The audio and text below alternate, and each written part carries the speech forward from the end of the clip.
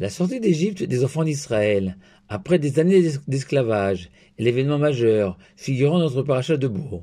Et lorsque Moshe, notre maître, a annoncé aux enfants d'Israël la bonne nouvelle, les enfants d'Israël se sont inclinés, se sont prosternés en signe de reconnaissance au Tout-Puissant. Et Rachi explique que la Torah précise qu'ils se sont à la fois inclinés et à la fois prosternés, car ils se sont réjouis de deux bonnes nouvelles. La première, la fin de l'esclavage et la conquête du pays de Canaan, mais aussi de l'annonce qu'ils auraient des enfants, des descendants. En effet, Moshe a ordonné aux enfants d'Israël, pour toutes les générations à venir, de sacrifier un agneau le soir de Pessah, l'agneau pascal. Et Moshe a ajouté que lorsque vos enfants vous interrogeront et demanderont quel est le sens de ce sacrifice pour vous, vous direz que cet agneau est mangé en souvenir des prodiges de la sortie d'Égypte, de cette description de la fête des Pessah, célébrée à l'avenir avec des enfants autour de la table de Pessah, se demandant la raison de l'agneau. Les enfants d'Israël en ont donc déduit qu'ils auraient des descendants et se sont donc réjouis. Sauf énorme surprise. Nous savons qu'à 4 reprises, la Torah répète cette obligation d'expliquer aux enfants le sens de la fête de Pessah. Le Talmud enseigne que ces 4 répétitions correspondent à 4 sortes d'enfants: l'enfant sage, le méchant, le simplet et l'enfant incapable de formuler une question à la vue de l'agneau pascal. Et à chacun de ces enfants, leurs parents seront tenus de les informer du sens de Pessah. Et la surprise, où est-elle? C'est qu'en se penchant sur notre paracha, en examinant la formulation de la question de l'enfant, quel est ce service pour vous? On se rend compte qu'il s'agit de la question posée par l'enfant méchant, le rachat, qui volontairement s'exclut de la mitzvah de Pessah en disant quel est pour vous le sens de l'agneau pascal.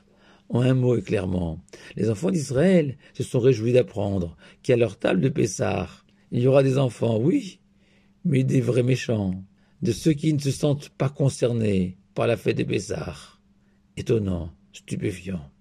À moins de se souvenir de l'un de mes thèmes favoris du soir du Seder, le 5e fils, celui qui n'est plus là.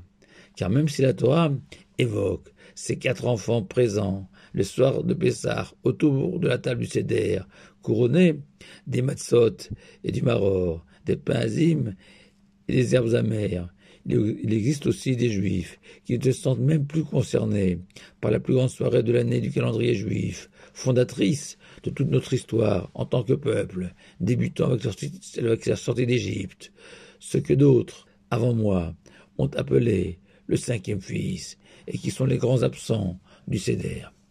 Et ce, contrairement aux 4 premiers, parmi lesquels même le méchant, le rachat, est là, présent.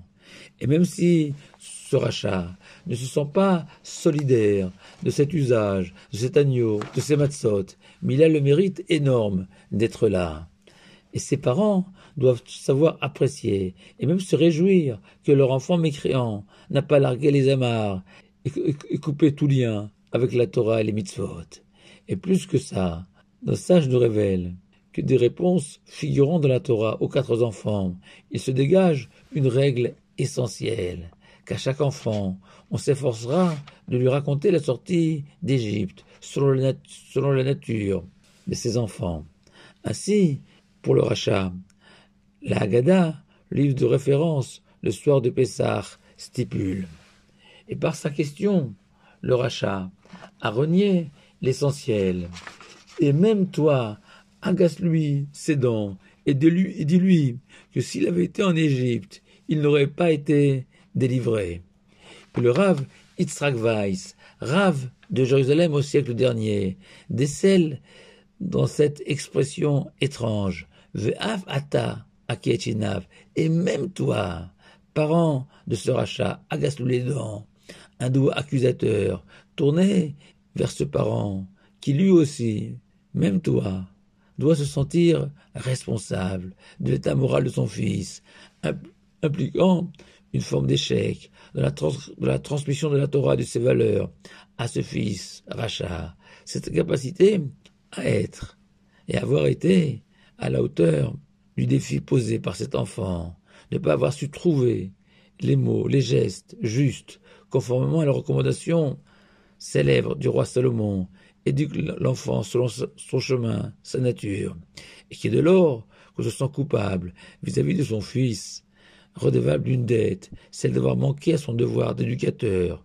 notre attitude à son égard devient différente. On cherche à se rattraper, à s'améliorer, à profiter que cet enfant, Racha, est encore à table, prêt à nous entendre, mais pas encore à nous écouter.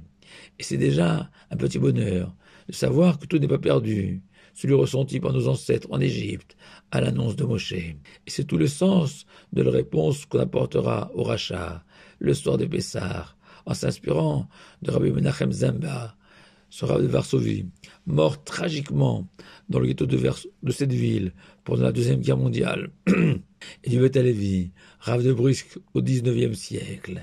À toi, mon fils, tu vois l'Éternel comme un adversaire, t'empêchant de vivre librement. Tu le renies, tu perçois la Torah et les mitzvot comme des fardeaux, des boulets, entravant ton chemin vers tous les plaisirs de la terre. Tu les as donc mis de côté, remisés. C'est aussi peut-être en partie parce que je n'ai pas su te faire aimer Dieu, te donner le goût unique de la Torah et des mitzvot. Et maintenant, ton palais s'est habitué à d'autres saveurs, d'autres plaisirs étrangers au judaïsme. Et plus que tout, je ne t'ai pas assez aimé tel que tu es. Pour toutes ces raisons, tu as accumulé en toi tant de rancœur, tant d'amertume, voire de haine. Le temps est venu, en cette soirée de Pessah, de nous réconcilier, d'ôter tout ce venin en toi, coincé entre tes dents, contre tout ce que je suis et ce que j'incarne. Retire-le. C'est le sang de ce fameux Aketinav. Agace-lui les dents. Et on conclut, selon Rabbi Tzadok Cohen de Lublin, ainsi. Sache, mon fils, que tu as une chance extraordinaire. Car si tu avais vécu à l'époque de la sortie d'Égypte, tu y serais resté, et tu aurais disparu comme le 4/5e des enfants d'Israël à l'époque. Mais aujourd'hui, tu appartiens au peuple juif, qui a reçu la Torah au mont Sinaï, et dont l'empreinte est gravée sur chacun d'entre nous, et constitue la garantie qu'à la fin des temps, tous les juifs de la terre retourneront à la source, se repentiront, même toi. Alors le pire serait que tu te désespères de toi-même, que tu te crois condamné, catalogué, enfermé dans cette image de mécréant, de rachat. Rabbi Shalom de Belz, petite ville en Ukraine, fondateur de la chassidoute éponyme, fit remarquer que la Haggadah pousse la finesse, en ne s'adressant pas directement au rachat, en lui disant « Si tu avais été en Égypte, tu n'aurais pas été sauvé. » Mais bien, s'il avait été en Égypte, il n'aurait pas été sauvé. Comme si on parlait de quelqu'un d'autre, d'un étranger, pas de lui. Toujours dans ce souci de ne pas le stigmatiser, mais lui ouvrir en grand les portes de la liberté en cette soirée de tous les possibles.